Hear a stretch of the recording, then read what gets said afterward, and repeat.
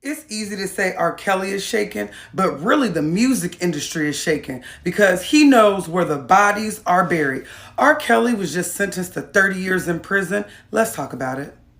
It's crazy. It kind of feels like the end of an era, don't it? R. Kelly has been sentenced to 30 years in prison for racketeering charges and sex trafficking charges.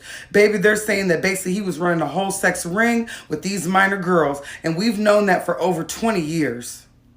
Right now, they have R. Kelly on suicide watch. And all that tells me is we better get all our R. Kelly collectibles together because he's going to be out of here soon. Once they say that you need suicide watch, that's saying they want a reason to get you out of here, especially with all that R. Kelly knows. See, now that the 30 years have been fully sentenced, he has nothing to lose. He could tell on everybody and go on his life. It's over for him. It's over for his kids and his family. So R. Kelly has nothing but to tell y'all the truth. I honestly think if they keep him alive, he will write a tell-all book.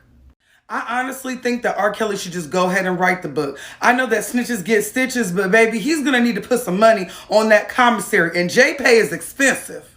Now, in the R. Kelly trial, people did come forward and say that they were a part of bringing young girls to him, bringing him whatever he needed, boy or girl. And yes, they did take Aaliyah to the abortion clinic when she was 15 to get an abortion. That's the rumor I heard all the way in Dayton, Ohio. So if everybody knew it like that and for it to come up in the case was crazy to me. That's why I'm looking at this one with under my glasses, baby. Barry Hankerson. You literally let this man do whatever with your niece. You just said basically take her. Do what you want as long as you get a hit out of her. You need to be in jail sitting along right beside her. Not releasing new Aaliyah songs and getting all this money. It took me so long to do this story because this is really not news. People that are from Chicago have been telling me for years that, yeah, they knew to find R. Kelly down to the McDonald's looking for young girls. They knew young girls that mess with R. Kelly. And these people are my age. I'm 31 to R. Kelly's 50-something. Now, the people in the industry that need to be kind of looking crazy is this one right here, child. Now, I refuse to say his name.